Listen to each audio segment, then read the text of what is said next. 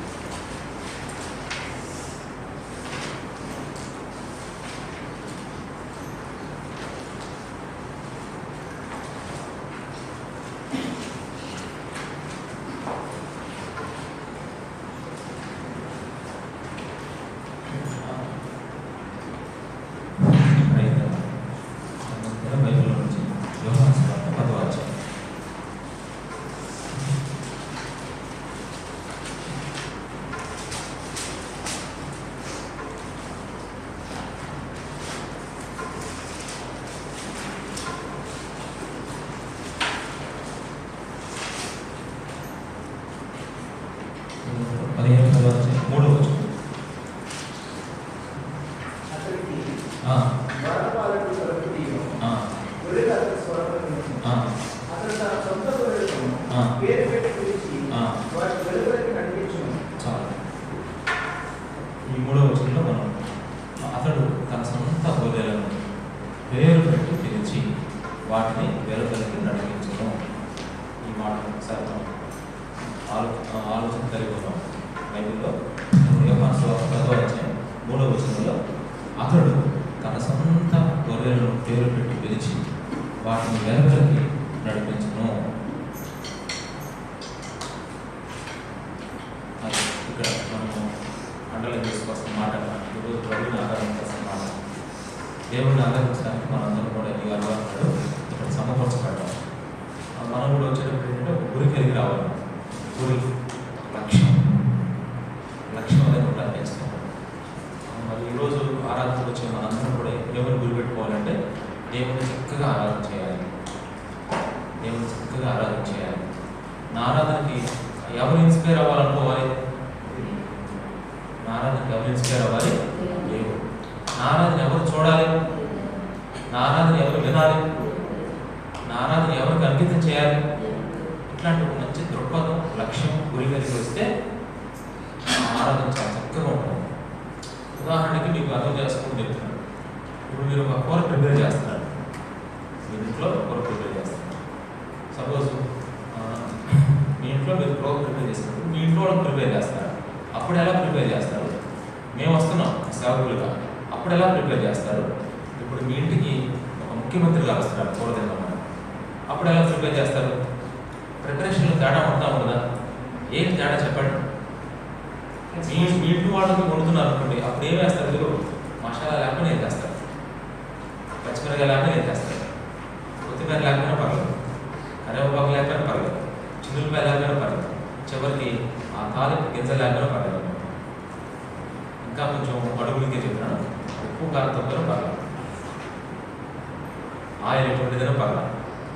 కానీ విచిత్రం ఏంటంటే ఇప్పుడు మీ ఇంటికి నిజంగా ఒక చీఫ్ గెస్ట్, ఒక మంచి అతిథి వస్తున్నాడు అనుకోండి, అప్పుడు నిజంగా మీరు ఏం చేస్తారు తెలుసా? అసలు మీ ప్రిపరేషన్ ఎప్పటి నుంచి ఉంటుందో చెప్పండి అమ్మా. మీ ఇంట్లో వాళ్ళకైతే ప్రిపరేషన్ ఎప్పటి నుంచి ఉంటుంది? అదే ఎవరన్నా పలానా 15వ తారీఖు మేము వస్తున్నాం అని చెప్పినప్పుడు మీ ప్రిపరేషన్ ఎప్పుడు స్టార్ట్ అయింది? ఎప్పుడు 15 మార్చి 15వ తారీఖు మీ ఇంటికి వస్తున్నారు భోజనానికి మంచి మంచి గెస్ట్లో. హడావుడి ఆందోళన ప్రిపరేషన్ ఎప్పుడు స్టార్ట్ అయింది తెలుసా? ఈ 15 నుంచే స్టార్ట్ అయింది వచ్చే 15 కోసం. సరే, నేను అంటున్నాను, మీరు నిజంగా చూడండి, మనం దేవుడిని ఆరాధించేటప్పుడు మన ఆరాధన ప్రిపరేషన్ ఇప్పుడే స్టార్ట్ అవ్వకూడదు. ఈ వారంలో అంతా కూడా ఏమో తెలుసా? ఈ ఆదివారం ఏ విషయాల ద్వారా నేను ఆరాధించాలి అని మనలో మనకి ఏమవ్వాలంటే తప్పిపోయి పోతూ ఉండాలి. ఇప్పుడు చూడండి, పిల్లలు 10th క్లాస్ పిల్లలు వాళ్ళ ప్రిపరేషన్ చూస్తుంటే నాకైతే టెన్షన్ వస్తున్నాను. వాళ్ళు ఏమవుతుందో తెలియదు, నాకు టెన్షన్ వస్తుంది. పొద్దున్నే కరెక్ట్గా నేను మామూలుగా అప్పులు పెట్టి దగ్గరికి వెంటనే నేను ఆ వేలు తీసి పెట్టుకుంటే హాల్ టికెట్ ఉండదు. అర్థమైందా? అప్పులు పెట్టి హాల్ టికెట్ కనపడుతుంది అంటే అర్థం ఏంటి? హాల్ టికెట్ అంటే అర్థం ఏంటి? ప్రార్థన చేయడం. హాల్ టికెట్ పెట్టారు ముందు అంటే ఇప్పుడు నాకేంటంటే వాకింగ్ టికెట్ ముందు హాల్ టికెట్ అంటే ఎంత టెన్షన్ అంటే నిజంగా కంగారు పెట్టుకోవాలి. ఈ కంగారు ఎందుకు పెడుతున్నారని చెప్పి సాల్వ్ చేసినప్పుడు స్కూల్ వాళ్ళు కొంచెం కంగారు పెడతారు. ఈ స్కూల్ వాళ్ళు కొన్ని దగ్గర ఒక 50 క్వశ్చన్ ఒక చాప్టర్లో, ఒకే చాప్టర్లో 50 క్వశ్చన్ ప్రిపేర్ చేయించారు. మళ్ళీ ఆ సార్ గారు ఏం చేసినట్టు వాట్సాప్లో మెసేజ్ పెట్టి ఈ కూడా చదవండి టప్ప వచ్చేస్తారు. ఆల్రెడీ 50 చదివారు, ఇంకొక 50 పంపించాడు. ఈ కూడా చదవని మళ్ళీ 50 పంపించారు. వీళ్ళు చదివారు ఆల్రెడీ గ్రిప్గా ఉన్నారు, ఇంకొక 50 పంపించారు. ఇప్పుడు ఎల్లుండి ఎగ్జామ్ పెట్టుకోవాలి. అంటే మళ్ళీ ఆయన ఫోన్ చేసి అంటాడు, బీ కేర్ఫుల్ మళ్ళీ వెళ్ళిపోం. అసలు నెక్స్ట్ అంటే నిజంగా లాస్ట్ ఇయర్ అసలు ఈసారి మళ్ళీ అంటాడు, ఈసారి అంటే చాలా టఫ్ వస్తుంది గారు. పిల్లలకు ఆందోళన చేసే మాటలు చెప్తున్నారు. ఇంకా ఇప్పుడు నెక్స్ట్ చూడండి ఎలా ఉంటుంది. అంటే నేను ఎందుకు ఈ మాట చెప్తున్నానంటే ప్రిపరేషన్ చూసారా, వాళ్ళ ప్రిపరేషన్ ఒక ఎగ్జామ్ ఎదుర్కోవడానికి ఎంత ప్రిపరేషన్ ఉంటుంది. ఎందుకు ఎగ్జామ్ ఎదుర్కొంటారు, ఎగ్జామ్ వాళ్ళకి దానివల్ల ఉపయోగం ఏంటి చెప్పడం తెలియదు. ఏ ఉపయోగం ఉన్నా ఈ సంబంధమైన ఈ లోక సంబంధమైన ఉపయోగం దేవుడు ఇన్స్పైర్ అవుతాడా? 199 వచ్చినాయి. పక్కన దేవతకి పండుగ చేసుకుంటారా? అస్సలు చల్లే ఉంటుంది, వాళ్ళు చూసుకుంటారు కదా. ఈ లోక సంబంధమైన గుర్తుపెట్టుకున్నాం. కానీ ఇక్కడ ఇంపార్టెంట్ పాయింట్ ఏంటంటే మనం దేవుడిని ఆరాధించడానికి వచ్చాము. లక్ష్యం ఉండాలి, మనకు ఒక గురు ఉండాలి, మనకు ఒక ప్రిపరేషన్ ఉండాలి, మనకు ఒక ప్రిపరేషన్ ఉండాలి. ఏంటి ఆ ప్రిపరేషన్ చేస్తా ఇంటి దగ్గర చక్కగా ఏం చేయాలన్నా ప్రార్థన చేసుకొని చక్కగా ప్రభావ ఈరోజు నిజంగా నేను అదే ప్రభు చూస్తాడు అతను ఖచ్చితంగా. అందుకని మనం ఒక చిన్న మాట మాత్రం చదువుతున్నాం ఈరోజు. ఏంటంటే అది చూసారా, అతడు తన సొంత గొర్రెలను పేరు పెట్టి గెలిచి, దేవుడి కంట చాలా గొర్రెలు ఉన్నాయంట, చాలా గొర్రెలు. కానీ కొన్ని గొర్రెలేమో చెదిరిపోయినాయి, కొన్ని గొర్రెలేమో తప్పిపోయినాయి. కానీ తన దగ్గర దొడ్డి గొర్రెలు అన్నమాట. దొడ్డి గొర్రెలు అంటే దేవుని దగ్గరే ఉన్న గొర్రెలు అన్నమాట, తన సొంత గొర్రెలు. ఎవరు వాళ్ళంటే బైబిల్ చెప్తున్న స్తోత్రం ఏంటి తెలుసా? ఇశ్రాయేలీయులు అన్నమాట. ప్రపంచంలో నానా జాతులు ఉన్నారు, నానా జాతులు. వాళ్ళందరూ దేవుడు గొర్రెలే. కానీ తన సొంత గొర్రెలు ఎవరు తెలుసా? ఇశ్రాయేలు ప్రజలు. ఆయన పేరు పెట్టుకున్న ప్రజలు అన్నమాట. అందుకని ప్రభు అన్నాడు, భయపడకు, పేరు పెట్టి నేను పిలిచి ఉన్నాను, నీవు నా సొత్తు. పేరు పెట్టి పిలిచాడు ఆయన. ఇక్కడ అంటాడు దేవుడు, అతడు తన సొంత గొర్రెలను పేరు పెట్టి పిలిచి. గొర్రెలు ఏం చేస్తాడు చెప్పండి? పేరు పెట్టి పిలుస్తున్నాడంట. ఎక్కడ నడిపిస్తున్నాడు పిలిచి? వాటిని వెలపలికి నడిపించున్నాం. వెలపలికి అంటే అక్కడ చెప్పండి. ఉదాహరణకి ఇది గొర్రెల దొడ్డు అనుకోండి. ఇది మా వాస్తవ చెప్పండి, గొర్రెల దొడ్డే. గొర్రెల దొడ్డు మీరు అంతా చెప్పండి, గొర్రెలు. లోపలికి వచ్చేసారు, మీరు లోపలికి ఎంటర్ అయిపోయారు, కూర్చున్నారు. మళ్ళా ఇక్కడి నుంచి మనం బయటకు వెళ్తారు లేదా? బయటకు వెళ్తున్నప్పుడు జైలు నువ్వు వెళ్ళు, సీను నువ్వు వెళ్ళు, రచిత నువ్వు వెళ్ళు, ఇట్లా మీకు పేర్లు ఉండవు. ఇలా పేరు పెడతారు. పేరు పెట్టి నేను మీ పేరు పెట్టి పిలిచి మీరు బయటకు వెళ్ళండి, మీరు బయటకు వెళ్ళండి, చాలా జాగ్రత్త. అయితే ఇక్కడ మనం గమనించాల్సింది సార్, అలా ఈ గొర్రెల దొడ్డి అంటే అర్థం ఏంటంటే ఆయన దొడ్డిలో నుంచి గొర్రెలు కొన్ని బయట పెడుతున్నప్పుడు ఒక్కొక్క గొర్రె అంటే పేరు పెట్టి పిలుస్తున్నాడు. ఎందుకు ఆ పేరేంటి అది మీకు చెప్పాలనుకుంటున్నాను. ఆ పేరేంటి? ఆయన పెట్టిన పేర్లు మనకు ఏంటి తెలుసా? ఈరోజు ఆరాధనలో మనం ఏం చదువుకోవాలంటే అసలు మనకి దేవుడు ఏం పేర్లు పెట్టాడు, అసలు మన పేర్లు మనం తెలుసుకోవాలి. మనకు ఎటువంటి పేర్లు పెట్టాడు దేవుడు. ఎప్పుడు మనం ఏమనుకుంటామంటే చాలాసార్లు డల్ చేసుకుంటాం. మనం ఏమనుకుంటామంటే డల్ అయిపోతాం. తల్లిదండ్రులు పిల్లలకు అంటారు, అన్న తర్వాత పిల్లలకి ఏం పెడతారు చెప్పండి? పేర్లు పెడతారు. తల్లిదండ్రులు పిల్లలు కన్నప్పుడు పేరు పెడతారు కదా. పేరెంట్స్ ఇద్దరు కలిసి ఒక పేరు పెట్టారు. అప్పుడు ఎవరో వచ్చి ఏంటి పేరు పెట్టారు తీసేయండి అని అనగలరా? ఆ పేరు ఎందుకు పెట్టారు? వాళ్ళ ఇష్టం, ఎందుకంటే వాళ్ళ పిల్లలు కాబట్టి. వాళ్ళు పెట్టే పేర్లు చాలా చక్కగా పెట్టుకుంటారు. బ్యాట్కి పెడతారని మనం మంచి పేర్లు పెడతారు.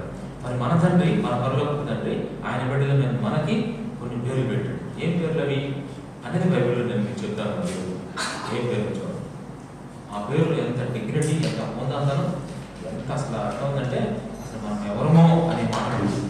ఈరోజు దేవుడి విషయంలో, దేవుడి దృష్టిలో అసలు మనం ఎవరం అనే విషయం.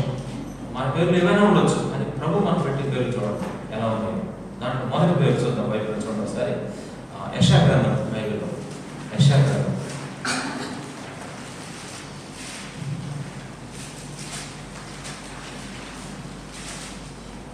62వ అధ్యాయం. 62వ అధ్యాయం 4వ వచనం చదువుతాం. 62:4. ఇక మీదట నీవనబడు బాధగా విడవబడిన దానివని ఇక మీదట నీవనబడు నీవు అనబడవు. తర్వాత ఇకను నీ దేశమును గూర్చి చెప్పబడు.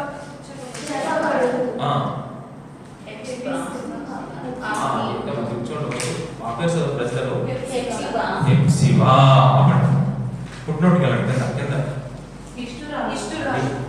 ప్రభు మనం పెట్టి హెప్సిబా అంటే అర్థం తెలుసా? నా ఇష్టురారా అంటే నాకు ఇష్టడు. నాకు అంటే ఎంత ఇష్టమో తెలుసా? నాకు అంటే ఎంత ఇష్టమో. మీ పిల్లలంటే మీకు ఎంత ఇష్టమో? మీ బ్యాంకులో 50 లక్షల రూపాయలు క్యాష్ ఉంది.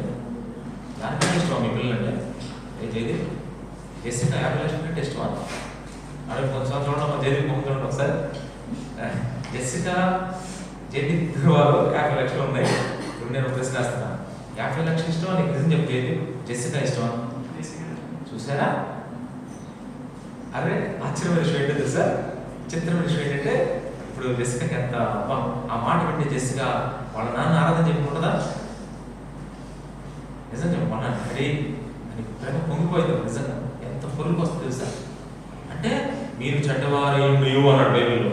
అంటే నిజంగా మన పిల్లలు న్యాయం చేయట్లేదు అంటారు కదా. అట్లాంటి మనకే 50 లక్షలు అంటే మరి మన పరలోకి మనం ఎలా ఉంటాం అడగండి. ప్రభా నేనేమవుతానయ్యా నీకంటే నువ్వు ఏంటమ్మా ఎవరో తెలుసా? శివా అంటే నువ్వు నాకు ఇష్టమైన వాడు. ఏంటమ్మా ఈరోజు బాగా ఉన్నావు డల్గా ఉన్నావు ఎల్లం వచ్చేది అన్నాడు. ఏంటమ్మా అట్లా పట్టుకుని ముఖం అంటే ఏం లేదు 4 మోషన్స్ అయింది. ఏంటమ్మా ఇట్లా ఉన్నామంటే ఏం లేదు 10,000 రూపాయలు పోగొట్టుకున్నావు. ఎన్ని మాట్లాడని చెప్పండి, నీవు ఎన్ని మాట్లాడుకున్నా అప్సెట్ అయిపోయినా కానీ ప్రభు దృష్టిలో మాత్రం నువ్వు ఎలా ఉండదు తెలుసమ్మా? ఇష్టంగా. అసలు ఎంత ఆశ్చర్యం విషయం అంటే దేవుని ప్రజలు తప్పిపోయారు, పాపం చేశారు.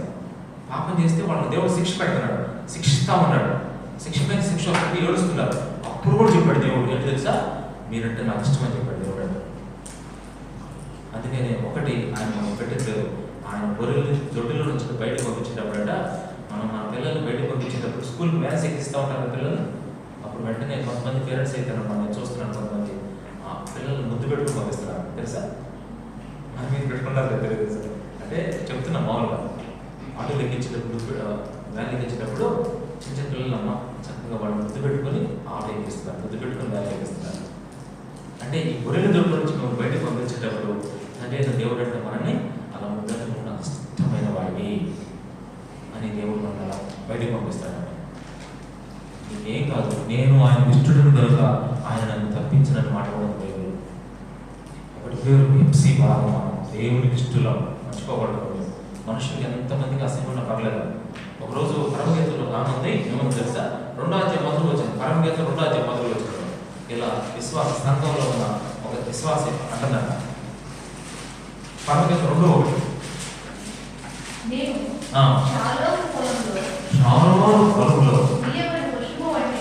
పూయబడిన పుష్పం. షారోను పొలం అంటే తెలుసా? షారోను అంటే అర్థం ఏంటంటే మైదానం అన్నమాట. ఆ 4 వైపుల మైదానంలో పుష్పం. అసలు పుష్పం అనేది ఎక్కడ ఉండాలి? కుండీలో ఉండాలి, పూల తోటలో ఉండాలి. కానీ ఈ పుష్పం ఎక్కడుంది? పొలంలో ఉండాలి. పుష్పం పొలంలో ఉన్న పుష్పం మీద ఎంతమంది చూపుంటుందో తెలుసా? పొలంలో పుష్పం డేంజర్లో ఉన్నాడు. చాలా మంది అంట యూదా తీసుకున్నారంట ఈ షారోను పువ్వులు అంటే ఏం చేస్తారు తెలుసా? కొంచెం నీచమైనగా ఎంచుతారంట, ఘనమైనగా ఎంచారంట. మనుషుల దృష్టిలో ఈ పుష్పం ఏంటి తెలుసా? తక్కువ విలువ తక్కువది. కానీ దేవుడి దృష్టిలో మాత్రం ఆ పుష్పాన్ని బట్టి 2 లక్షణాలు ఉన్నాయంట. ఒకటి అందంగా ఉంది, 2 ఆకర్షణీయంగా ఉంది. పుష్పానికి 2 లక్షణాలు పేరేదా? పుష్పం అందంగా ఉంటుందా ఉండదా? 2 ఆకర్షణీయంగా ఉంటుందా ఉండదా?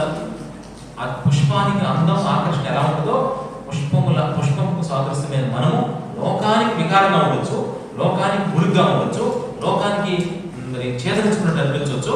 కానీ దేవునికి మాత్రం మనం ఎవరో తెలుసా? పుష్పం లాంటి వాడు అని దాని కింద పాయింట్ అంటే షారోను పొలంలో పుష్పం ఉంటుంది. దాని తర్వాత లోయలలో పుట్టినట్టు పద్మం. లోయల్లో ఏముంటాయి? అమ్మో ఎంత అగాధం అని. పద్మం ఎలా ఉంటుంది? పద్మం అంటే తెలుసా? నీళ్ళల్లో ఉంటుంది. దానికి మట్టి అంటారు. అంటే పరిశుద్ధంగా తగ్గింపుగా ఉంటాడు. సరే, కాబట్టి ఈ మాటలు ఎందుకు చెప్తున్నానంటే మనం ఎంత ఆనందంగా కనపడ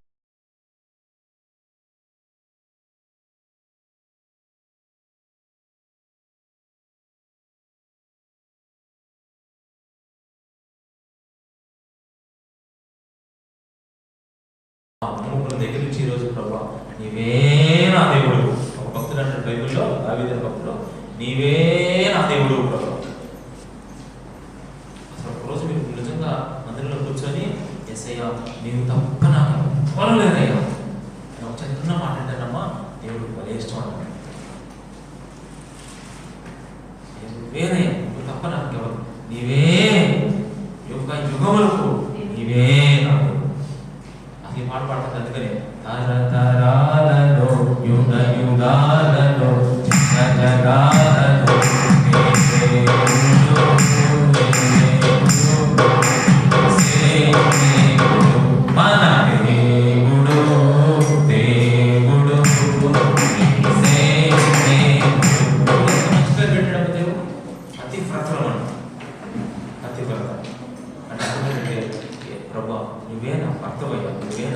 ప్రభా. దేవుడే చెప్పాడు క్లియర్గా, ఏ విగ్రహమునైనను ఏ భూమి కింద భూమి మీద ఏదైనా సరే పెట్టుకున్నాడు, దేనికి పూజ చేయకూడదు, సాగిలు పడకూడదు, మొక్కకూడదు అని చెప్పాడు దేవుడు. అది మనం అలా నిజంగా మనం పాటిస్తున్నాం. దేవుడు మనకు సహాయం చేశాడు. అందుకే మీరు నాకేమవుతారంటే యోలా అంటే పతివ్రతలు. సామెతల గ్రంథం 31వ అధ్యాయంలో పెనిమిటి పోగొట్టున్నాడు భార్యని. ఏమని పోగొట్టున్నాడు చూడండి. సామెతల 31వ అధ్యాయం ఆమె పెనిమిటి బలి పోగొట్టున్నాడంట. సామెతల గ్రంథం 31వ అధ్యాయం ఆ వచ్చిన చదవాలి, అది కాదు చివరిలో ఉంటుంది. సామెతల 31వ అధ్యాయం ఏదో 29. చాలా మంది కుమార్తెలు పతివ్రత ధర్మము అనుసరించి ఉన్నారు, కానీ వారందరినీ నీవు మించిన దానవు అని ఆమె పెనిమిటి ఆమెను పోడు. ఆమె మన పెనిమిటి ఎవరు తెలుసా? యేసుక్రీస్తు ప్రభువు. గుణవంతమైన భార్యను పోగుతావు. ఏంటి తెలుసా? నువ్వు పతివ్రత ధర్మం అనుసరిస్తున్నావు. నేను తప్ప నీకు పక్కన ఎవరు లేరు. నిన్ను సృష్టించిన వాడు నీకు భర్త అయి ఉన్నాడు. నిన్ను ఎంతమంది సృష్టించారు? నేను అవును ఒక్కడే నన్ను సృష్టించిన సృష్టికర్తలు. దేవుడు మన పేరు పిలిపిస్తున్నాడు, పతివ్రత అంటున్నాడు. ఎంత మంచి పేరు చేస్తారు నిజంగా. ఏమిటంటే నేను ఎలా ఉంచాను లోపల. ఒక భర్తకి ఆ కోపం వచ్చే విషయం చెప్పనా? ఆ కోపం వచ్చే విషయం ఏంటి చెప్పండి మీరే. నీ భార్య పతివ్రత కాదు అని తెలిసిన భర్తకి ఎలా ఎలా రైజ్ అవుతారు చెప్పండి. అసలు మామూలు విషయం కాదు. కానీ మనకే అంత కోపం ఉంటే దేవుడికి ఎంత కోపం ఉండాలన్నా. కానీ ఈరోజు మన దేవుడు ఎలా వివరాలుగా చేశాడు, హెప్సిబాగా చేశాడు. పేరు పెట్టి నేను పిలుస్తున్నాడు. ఎందుకు అంత పేరు పెట్టి పిలవాల్సి వచ్చిందో తెలుసా? ఇప్పుడు మనం ఒక 6 సెంట్లు స్థలం కొని అక్కడ దాంట్లో ఒక ఇల్లు వేసాము. ఇల్లు వేసినప్పుడు డాబా కట్టాం. డాబా మీద సిటీ ఆఫ్ జైన్ అని రాస్తాం పేరు. ఎప్పుడు ఆ సిటీ ఆఫ్ జైన్ అని రాస్తాం దీని మీద? కొని కట్టిన తర్వాత ఎందుకు రాస్తాం? ముందు రాయొచ్చుగా. అంటే ఎవరో ఈ సైట్ ఎవరో 8 సెంట్ ఎవరో సైట్ ఇంకా అసలు కొనలేదు, ఏం చేయలేదు, కానీ పేరు దగ్గర ఇచ్చేస్తాం మనకు సిటీ ఆఫ్ జైన్ అని రాస్తాం. అప్పుడు ఎలా ఉంటుంది? వెంటనే ఫోటో తీసి వస్తుంది, ఎవరికి వ్యవస్థను చూపించేస్తారు. కొన్న తర్వాత ఎందుకు పెడతారు? ఇంకా అది నాకు సంబంధించింది. మరి మనం కొనలా దేవుడు? మనం కొనడం లేదు. కొంతమంది అంటారు ఒక ఇంటికి వెళ్ళినప్పుడు ఇల్లు అంటే దాన్ని చూస్తే ఇల్లు దగ్గరగా 5 కోట్లు అంటారు. అమ్మా అంటే అంటారు. అది కూడా ఆయాసం. నాకు చాలా మంది అమ్మాయి ఇది ఎంత అయింది అని చెప్పను నా దగ్గర. ఎందుకంటే నాకు అన్నం నాకు అర్థమైపోతుంది కేసు. నేను ఎప్పుడు అంటాను చెప్పంటాను, నేను అదే సీక్రెట్ చెప్తాను. ఇప్పుడు జయదీప్ దేవుడు ఎంత కొనుక్కున్నాడు? జయదీప్ని ఎంత కొనుక్కున్నాడు తెలుసా? అసలు మీరు ఆశ్చర్యపోతారు చెప్తే. ఏంటంటే అంటే యేసుక్రీస్తు తన ప్రాణాన్ని పోసి తన రక్తాన్ని కార్చలేకపోతున్నాడు. ఈ విషయం చెప్తున్నాడు. అమ్మో అంటాడు. అప్పుడు అంటాను 80 లక్షల రూపాయలు పెట్టి ఒక బిల్డింగ్ కొన్న అమ్మో నా అవసరం లేదు. కానీ మీరు ఒకసారి ఆలోచించండి. యేసుక్రీస్తు తన ప్రాణాన్ని తన రక్తాన్ని దారిపోసి జయదీప్ కొన్నాడంటే జయదీప్ ఎంత విలువైన వాడు ఆలోచించండి ఒకసారి. నీ విలువను నువ్వే తగ్గించుకోవాలి. నీ విలువను నువ్వే ఏదో కొంతమంది పిల్లలు ఏమన్నా అసలు ఈ మధ్య పరీక్షలు మాట్లాడలేదని వాళ్ళు విలువ ఏం చేస్తారు చెప్పండి, చాలా తగ్గించేసుకుంటారు. నా జీవితం నిచ్చి ఏంటమ్మా అసలు ఎంత ఆశ్చర్యం చూడండి. అసలు నేను బతికేముంది అసలు చీ ఎన్నిసార్లు అనుకుంటాను చీ ఒక్కసారి ఆలోచించుకోవాలి, ఎంతగా ఆలోచించాలి ఈ విషయం. దేవుడి దృష్టిలో నువ్వేమనుకుంటున్నావు, నేనేమనుకుంటాను దేవుడు ఆయన విలువ పెట్టుకుంటున్నాడు. అందుకే ఎప్పుడు మన దృష్టిలో మనం రాకూడదు. ఆయన దృష్టిలో మనం వివరాలు ఎవరైనా చెప్పండమ్మా శివ 2 పేర్లు పెట్టేసి ఇంకా పేరు చూద్దాం. పేతురు రాసిన మొదటి పత్రిక 2వ అధ్యాయం 9వ. అయితే మీరు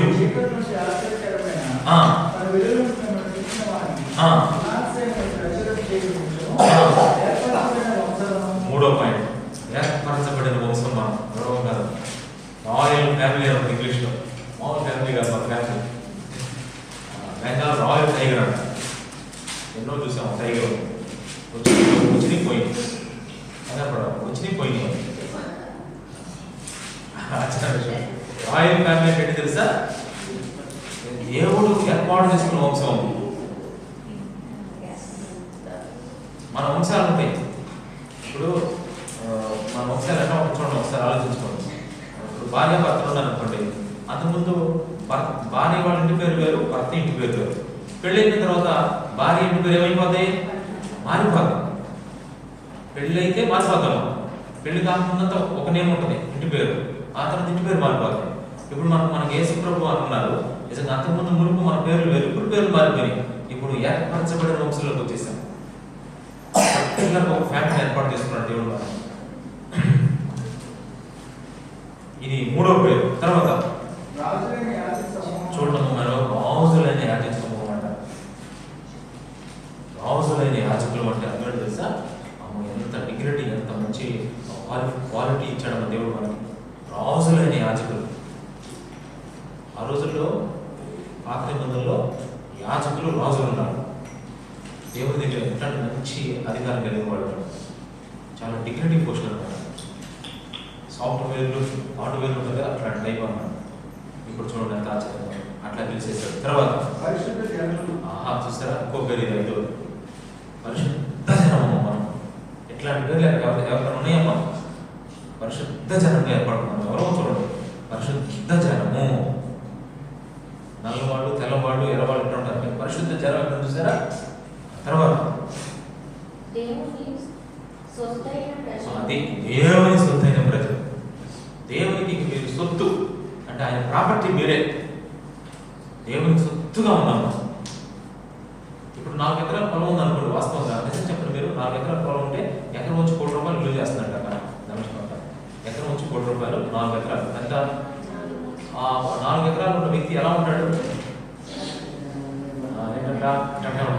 చూసారా, 4 ఎకరాలకి వెళ్ళిపోయింది ఒక్కళ్ళు. మరి ఇక్కడ చూడండి, మనం దేవుడి ఆస్తి అంట. మనం ఎవరు? దేవునికి ఆస్తి. చూడండి మనకి ఎంత డిగ్నిటీ ఉండాలి. తర్వాత చాలు. ఇప్పుడు ఇక్కడ ఎన్ని ఉన్నాయి చెప్పండి? 4 ఉన్నాయి. ఇందాక అక్కడ 2, 6. ఇప్పుడు మళ్ళా యెషయా గ్రంథం 62వ అధ్యాయం 12వ వచనం. 62:12.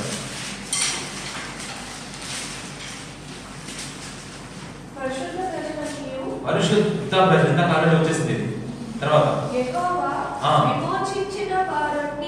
ఇంకోటి, యెహోవా విమోచించిన వారు. దేవుడు మనం విడిపించాడమ్మా. పాపంలో నుంచి, శాపాల నుంచి, అంధకారాల నుంచి, అపవాది నుంచి, దగ్గర నుంచి, బంధకాల నుంచి. అందుకే మనకి వాస్తులు, గీస్తులు ఏం లేవు, విడిపించబడ్డాం. పెళ్లి కార్డు వినండి జాగ్రత్త. ఈ మాట, వాళ్ళ అమ్మ వాళ్ళ అబ్బాయి ఉన్నారు, వాళ్ళ నాన్న చనిపోయాడు, లేడు, ఎప్పుడో చనిపోయాడు. పెళ్లి కార్డు వాళ్ళ అమ్మాయి పోతుంటే ఒక ఆయన ఏమన్నాడంటే, మీ అబ్బాయి చేతి తెప్పించి మీరు ఇవ్వతారు. ఏంటి ఇస్తే తప్పేంటి? నేను చెప్పిన మాట అర్థమైందా మీకు? భర్త లేడు, ఎప్పుడో చనిపోయాడు. వాళ్ళకి ఒక అబ్బాయికి పెళ్లి సెట్ అయింది. మ్యారేజ్ కార్డు తీసుకుని ఒక ఆయన దగ్గరికి వెళ్ళి ఇవ్వకపోతుంటే అన్నాడు, నువ్వు ఇవ్వద్దు, మీ అబ్బాయి చేతి తెప్పించాడు. అంటే అర్థం ఏంటి? ఆమె ఎందుకు ఇవ్వకూడదు? అది అభిజంలో ఉంది. మనకుందా? మనకి ఎవరో ఇవ్వచ్చు. తీసుకోరా? ఇస్తే కుడి చేతితో వాటర్ ఇస్తే తీసుకుంటారు, ఎడ చేతితో వాటర్ తీసుకోరా? కుడి చేతితో పొగోడి వేస్తాం, ఎడ చేతి తీసుకో. అసలు వీటికి మాత్రం సెంటిమెంట్ లేవు. అక్కడే కాదు, మనం యేసుప్రభువుని నమ్ముకున్న తర్వాత ఇవన్నీ మోచించబడ్డాం. శుక్రవారం డబ్బులు బయటకు పంపించడం, క్షమించండి, డబ్బులు బయటకు పంపించకపోవడం శుక్రవారం నాడు. ఎందుకు పోయినా నేను చెప్పండి. ఎదురుగా వస్తే మళ్ళీ ఆటోలు ఎదురు రావడం, ఏమా భారీ ఎదురు రావాల్సి మళ్ళీ వెంటనే టాటా చెప్పడం, ఎన్ని ఏంటప్పుడు ఎన్ని లేవలసి వస్తుంది. ఇప్పుడు పోయింది మొత్తం కూడా. ఇదివరకైతే సిస్టమేటిక్ ఉండే ఆచారాలు, సంప్రదాయాలు అన్నీ కూడా విడిపించేసాడు, కట్టలను చూపించేశాడు. లాజరుతో దేవుడు ఎవరని చెప్పండి, లాజరు బయటకు వచ్చిన తర్వాత ఆ కట్లు విప్పాకనే కోనియమని చెప్పాడు. అందుకని మనం విమోచించబడిన ప్రజలం. తర్వాత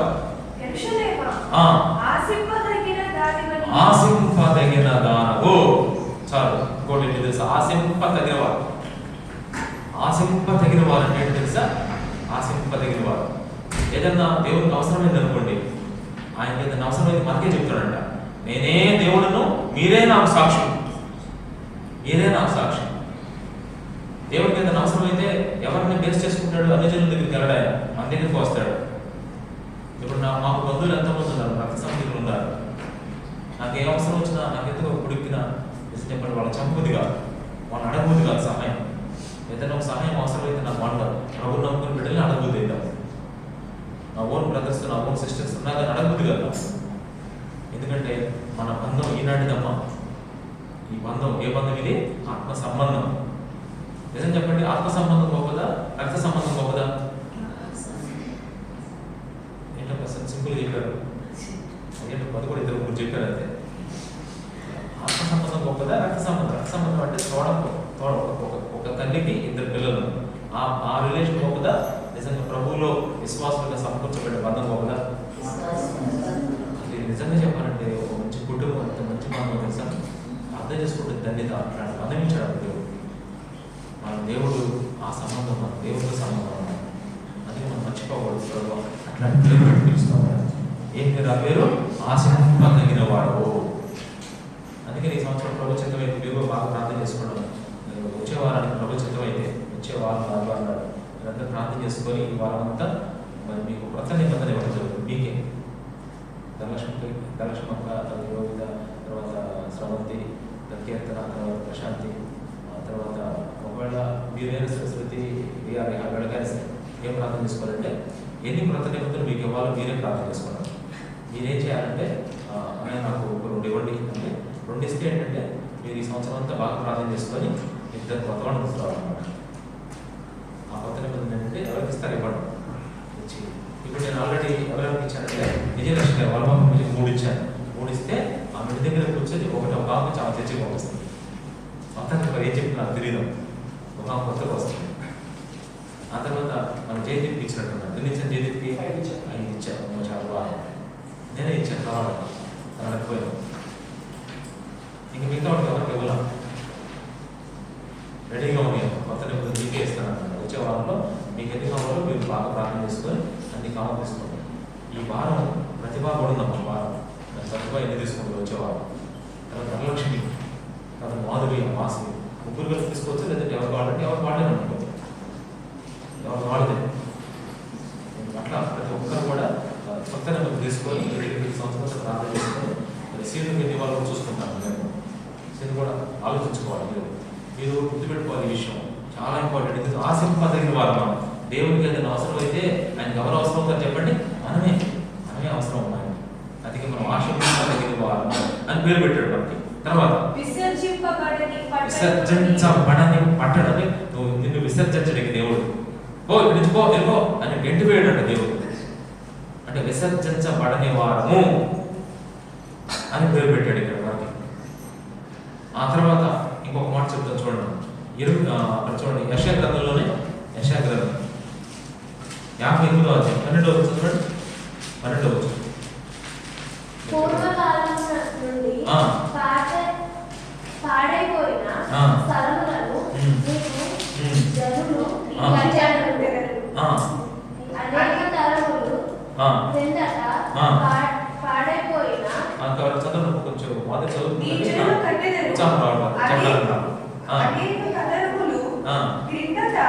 పాడైపోయిన పునాదులను నీవు మరలా కట్టెదవు. ఎరగబడిన దానిని బాగుగా చేయువాడు. ఎరగబడిన దాన్ని బాగు చేసేవాడు. ఎరగబడిందంట. ఆ చెట్టు కొమ్మ ఇరిగిపోయిందంట. మనం జాయిన్ చేస్తాం. అట్లా మనుషుల్లో కూడా కొంతమంది ఏం చేస్తారు? విరిగిపోతున్నారు. విరిగిపోయా చాలా మంది మనుషులు. అట్లాంటి వాళ్ళ దగ్గర దేవుడు గురించి చెప్పాలి. దేవుడు నీకు ఎటువంటి పేరు పెట్టాడు? బాగు చేసేవాడు, చెడగొట్టేవాడు కాదు. ఎవరికైతే చెడగొట్టావు, ఇప్పుడు చెడగొట్టేవాడు కాదు. చెడిపోయిన వాడిని 2 మాటలు చెప్పి అంటేస్తున్నాం. దాంట్లో మన కింద లైన్లో ఉంది ఏంటి తెలుసా? త్రోవలు సిద్ధపరుస్తున్నామంట. త్రోవలు అంట. మాకు ఈ లోకంలో చాలా మందికి ఇక్కడి నుంచి ఎనమలూరు వెళ్ళాలి. జయదీపుడు చెప్పడం. అట్లాగే ఎవరైనా ఇక్కడి నుంచి పర్లోకి వెళ్ళాలయ్యా అంటే అప్పుడు చెప్పాలి. ఇట్లా వెళ్ళాలయ్యా, ఇది త్రోవ అని చెప్పాలి. అట్లాంటి త్రోవలు సిద్ధపరిచేవాడు, వెనకబడిన దాన్ని బాగు చేసేవాడు. ఇట్లాంటి పేర్లు పెట్టాడు.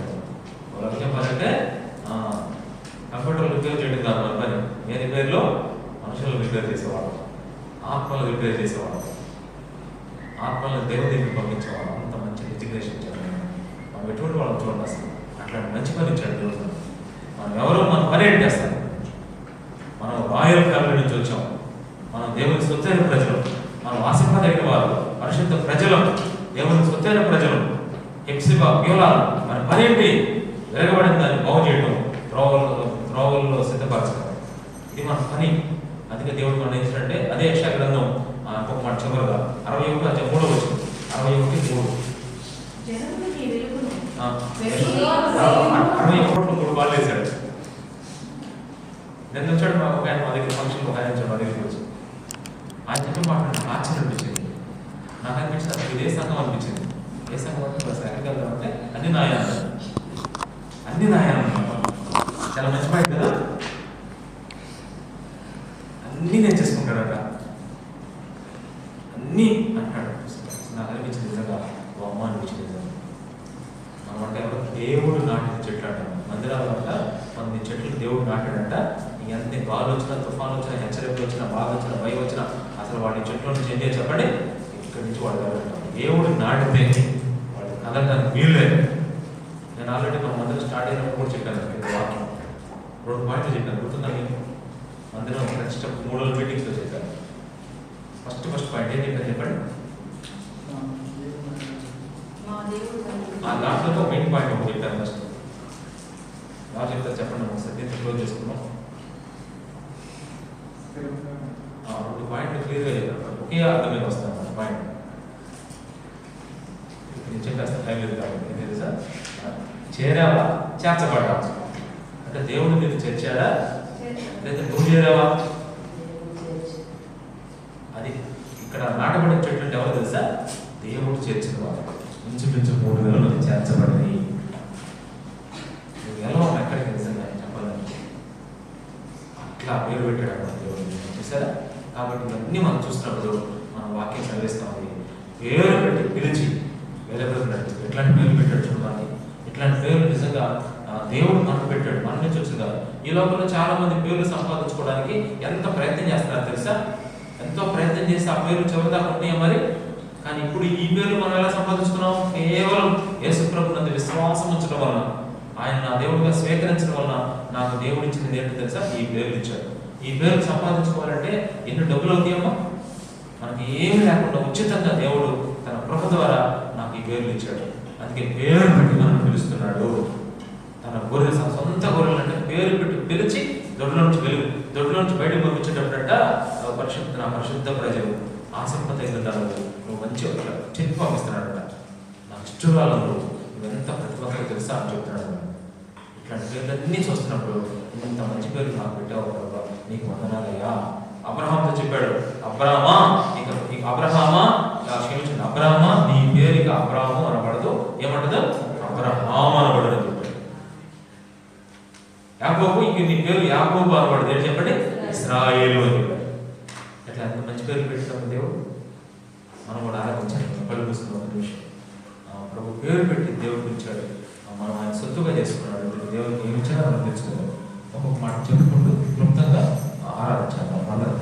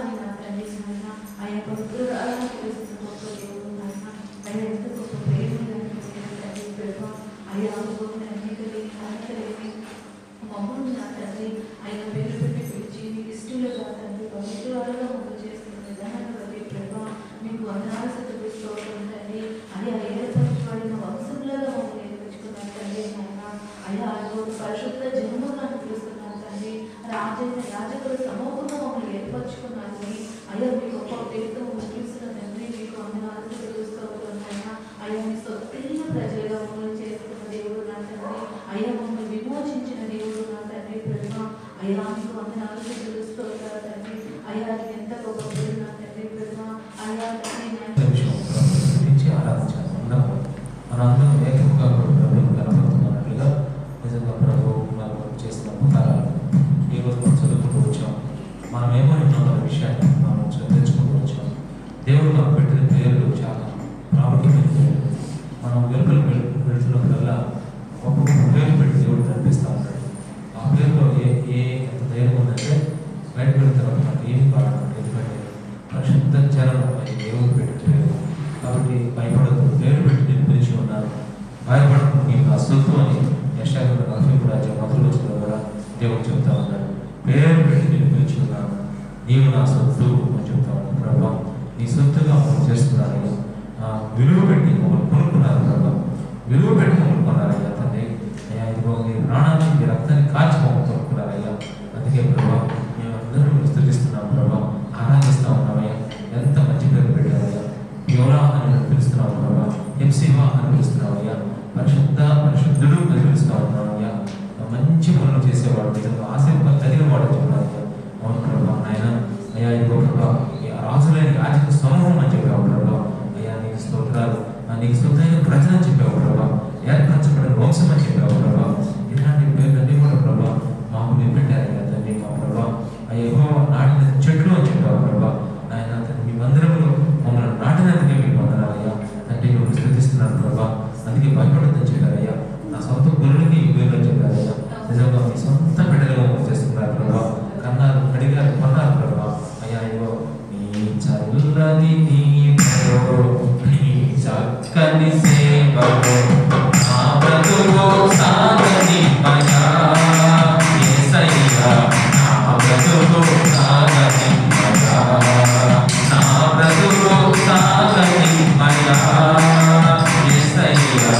నా బ్రతుకు సాగని మయా నీ చల్లని నీడలో నీ చక్కని సేవలో ఏర్పరచబడిన వంశములు రాజులైన యాజకులుగా చేసితివి. ఏర్పరచబడిన వంశములు రాజులైన యాజకులుగా చేసితివి. పరిశుద్ధ జనముగా సొత్తైన ప్రజలుగా, పరిశుద్ధ జనముగా సొత్తైన ప్రజలుగా నీ కొరకే జీవించుట నాకు భాగ్యము. నీ కొరకే జీవించుట నాకు భాగ్యము. నీ చల్లని నీడలో నీ చక్కని సేవలో నా బ్రతుకు సాగని మయా యేసయ్యా. నా బ్రతుకు సాగని మయా, నా బ్రతుకు సాగని మయా యేసయ్యా. నా బ్రతుకు సాగని మయా నీ చల్లని నీడలో నీ చక్కని సేవలో.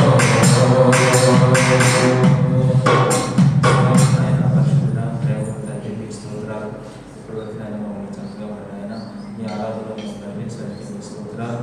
నిలిచిన ప్రతి మాటను కూడా జ్ఞాపకం చేసుకుంటూ మిమ్మల్ని కూడా స్థుతిస్తూ ఆరాధిస్తూ మమ్మల్ని వెలుపెట్టు కానీ కొని ప్రభావం చక్కగా మీ బిడ్డలను మమ్మల్ని చేర్చుకొని మాకు పెట్టిన పేర్లన్నీ బిడ్డ కూడా ఈ పేర్లన్నీ మీ గొప్ప ద్వారా మాకు ఇచ్చినందుకు మీకు ఎంతో వందనాలు తెలియజేసుకుంటూ యేసు నామములోనే మా అందరి ఆరాధన సమర్పిస్తున్నాను తండ్రి. ఆమేన్. అందరూ కూర్చోండి.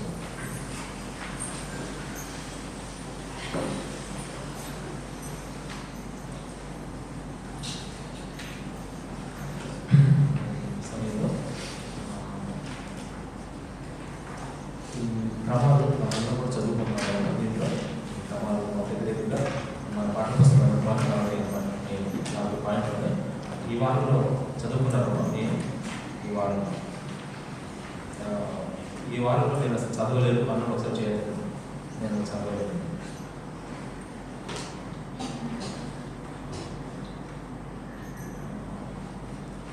ఇప్పుడు మనం ఈ క్రమాల్లో ఏం ఫాలో అవుతున్నాం, ఏం ఫాలో అవ్వలేదు కూడా మనం ఒకసారి ముందుగానే చెప్పుకుంటూ ఉండాలి.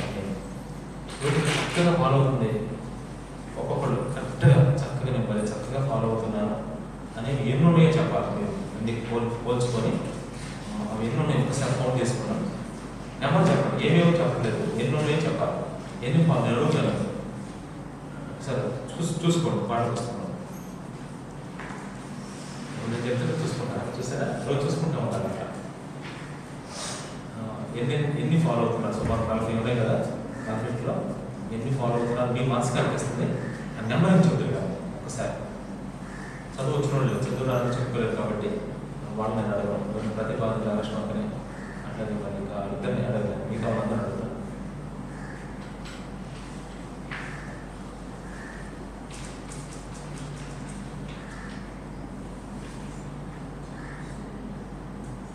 పరిశుద్ధాన్ని పెట్టుకోండి చక్కగా. ఫాలో అవుతున్న విషయాన్ని గుర్తుపెట్టుకుంటే ఇందులో కౌంట్ చేసుకోవచ్చు. చాలు ఏమి ఫాలో అవుతుందో నేను చెప్పాను.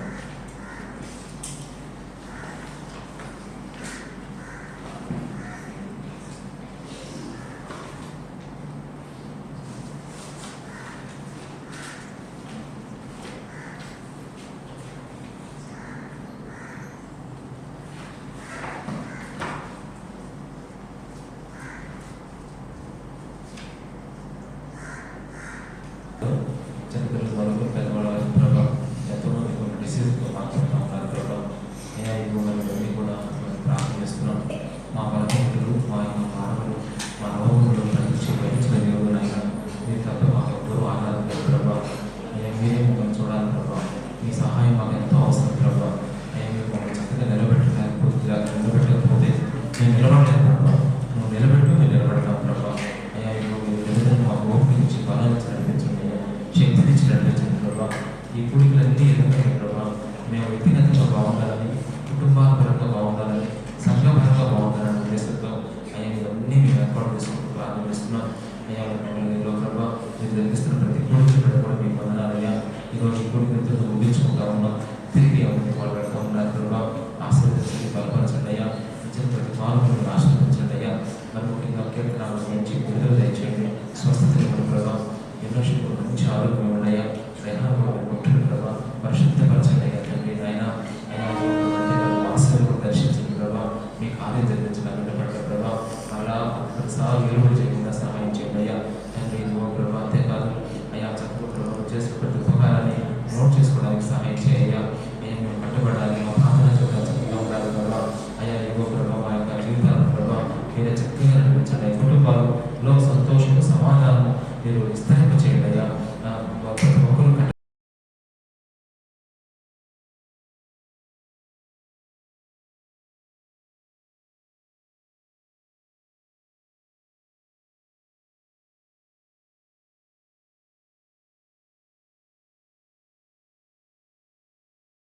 అడుగు ముందుకు వేస్తే మీరు చేస్తానని చెప్పారు అయ్యా.